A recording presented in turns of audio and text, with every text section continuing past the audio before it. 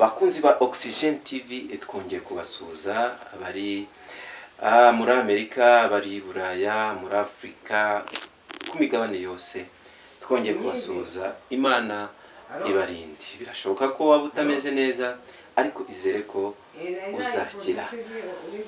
Uyu munsi rero nkuko bisanzwe twongeye kubazanira abatumirwa twifuza ko ubaganira n'abakunzi ba Oxygen TV.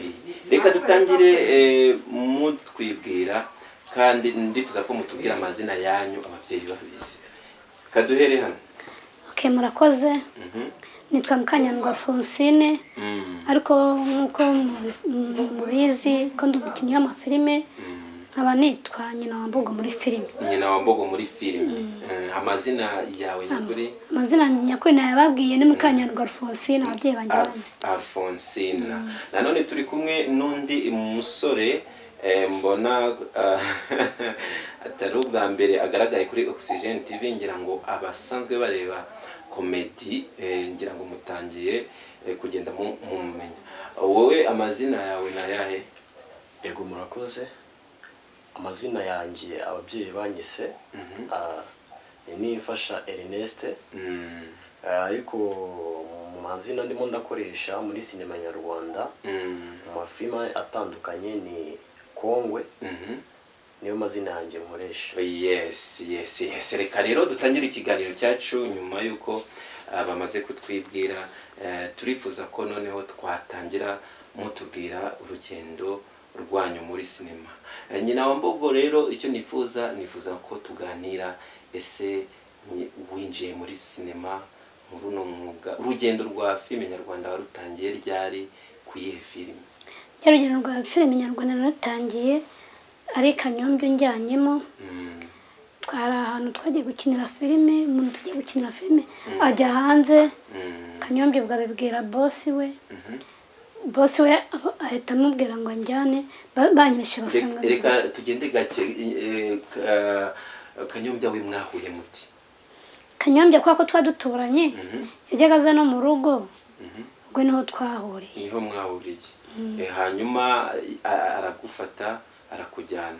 Aramfata aranjyana abwira boss we. Wowe bimusabye se cyangwa yarakubonye gusa arakwishimira yumva yakujyana? Nyine yanjyanye gukina filime ahandi hantu. Abona nzi gukina filime. Abibwira boss. Abibwiye boss aramubwira ngo azanjyana. Ngiye gukina, natangiye gukinira filime yitwaranira kubaho. Ubwo filime rero nyikinnye rero abantu batabankunda. Hako rero hako umuntu unyene watumye n'ubwo nkikina amafilime iryo zina niwe wanyise nyina wa Mbogo, bamwita Habyarimana Charles. Ubwo niwe boss wanjye rero niwe wankinishije, n'ubwo rero niwe mbikesha, niwe watumye izina ryanjye bituma mba umustar. Bituma uba umustar. Hanyuma Kongwe wowe wagiye muri uno mwuga ryari? Murakoze. Sinema nyarwanda nayinjiyemo 2018 ntangira gukorera mu makaritsiye. Utuntu no dushoti movie nakoraga, nkadukora nikinira, ariko nanone mbikunze numva yuko intego yanjye ari ukubigira akazi. So nkuko nakuze mbona babanye na Mbogo abakina. Ubwa mbere umubonye cyangwa wari usanzwe umuzi? Nyina wa Mbogo ntabwo ari ubwa mbere mubonye. Wakiriye ute kuba uyu munsi wakinanye nawe? So nishimye cyane kuko njyewe nakuze mbabona bakina na ba Kanyombya na ba Nyagahene na ba Nzovu. Nkumva nanjye nifuza kuzaba nkabo, byibuza nkagera aho bageze, nanjye nkaba umusitari, nkazamuka nkamamara, nkarebwa n'abantu benshi b'abanyarwanda ndetse n'abari mu bihugu byo hanze, nkafata izina. Ugafata izina? Yego. Ubu filime urimo gukinamo ni? Ubu ndimo ndakina muri filime yitwa Sekibi series. Sekibi ndayizi ica kuri The Same Bright TV niyo channel iri gucaho. Yego. Okay, kandi ndayireba nkabona uri kubyitwaramo neza, wakomerezaho. Hanyuma nyina wa Mbogo, ese ubona uyu mwuga wa sinema ari umwuga koko watunga umuntu akakodesha inzu akabasha kurya akabaho ufite abana bakiga? Uyu mwuga ubona ari umwuga koko wabeshaho umuntu? Uyu mwuga ni mwiza kuko gukina filime bituma unamenyana n'abantu, gusa nuko ntabwo gukina byonyine aribyo byatuma wishyura n'inzu, kwako nk'ubu ngubu iterambere ryaraje, ntabwo ari nka kera. Umuntu amacano ubu ngubu YouTube channel ngo nisigaye igezweho, abantu benshi bafite amacano yabo. Nk'umbwiye ati ngwino unkinire, ndagera nkamukinira wenda kama nk'ibyo 15 cyangwa kama nk'izo 20, ariko ntabwo gukinisha buri gihe. Urumva rero niyo mpamvu rero atakwishyurira inzu nganagire wenda unayahahisha. Birasaba kuba hari akandi kantu ukora. Akandi kantu ukora ku bucuruzi, ariko nibi ni byiza cyane. Ni byiza cyane. Hanyuma se tubwire Kanyombya, kugeza ubu ngubu nk'umuntu wakujyanye muri sinema bwa mbere, niki wamubwira? Ndamushima rwose, ndamushimira, ariko nubwo nta yindi filime tuheruka gukinana, ariko ndamushimira. Uramushimira. Okay, Kongwe kugeza ubu ngubu ibyabyo byose utangiye gukinana n'abastari bakomeye, ese ufite izihe ntego wifuza kugera he muri sinema? Nifuza kugera ahantu kure birenze, akora ibikorwa byinshi cyane. Ikintu cya mbere ndimo ndifuza